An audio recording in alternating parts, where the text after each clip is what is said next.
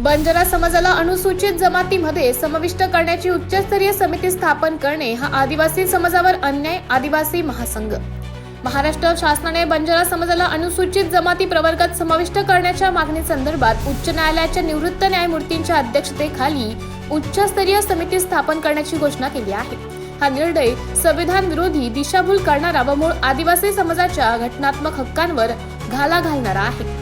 महाराष्ट्र शासनाची अधिकृत व सर्वोच्च संशोधन संस्था आदिवासी संशोधन व प्रशिक्षण संस्था आहे. हिने सखोल मानववंशशास्त्रीय, सामाजिक व ऐतिहासिक अभ्यासानंतर बंजारा समाज अनुसूचित जमातीच्या घटनात्मक निकषांना पात्र ठरत नाही असा स्पष्ट अहवाल शासनात सादर केला आहे.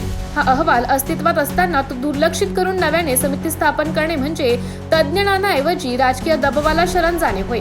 अनुसूचित जमातींचा दर्जा हा राजकीय सौदेबाजींचा विषय नसून तर संविधानाच्या अनुच्छेद 342 अंतर्गत ठरवलेला अधिकाराचा प्रश्न आहे.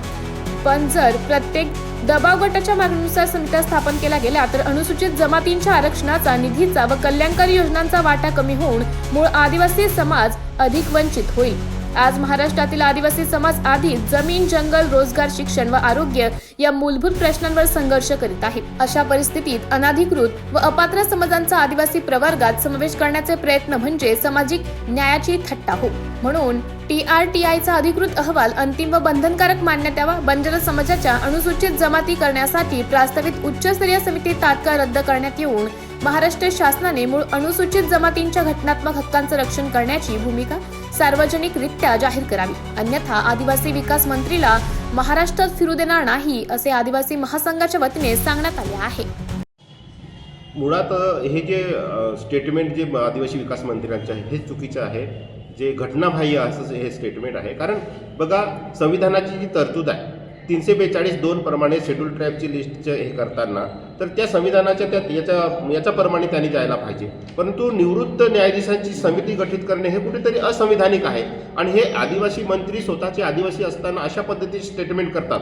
याला आदिवासी समाजाचा आमचा तीव्र विरोध आहे. हे अजिबात चालणार नाही. आणि TRTIचा 2019ला रिपोर्ट आहे. तुम्ही तो रिपोर्ट बघा ना. बंजारा समाजाचे ते निकष पूर्ण होत नाही. ते असं असताना जर तुम्ही ह्या राजकारणासाठी अशा गोष्टी करत असतील तर ह्या गोष्टीला आदिवासी समाजाचा आमचा पूर्ण तीव्र विरोध आहे.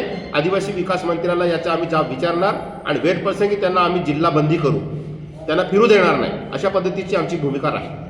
दादा, बिलकुल वाटतंय आम्हाला. आणि त्या पद्धतीने ते निषेध करतात किंवा ते माहिती नाही. परंतु आता आम्ही नागपूरला बघितलं तर आदिवासीचे जे काही हे लोकप्रतिनिधी आहे जे राखीव मतदारसंघामधून निवडून येतात हे वेळोवेळी शासनाला विरोध करतात. राज्यपालांकडे सुद्धा आम्ही पाहतो, त्यांचे फोटो पण पाहतो, तेही त्या ठिकाणी जातात. परंतु शासनाने सुद्धा संवेदनशील व्हायला पाहिजे आणि आदिवासीच्या बाजूने राहायला पाहिजे.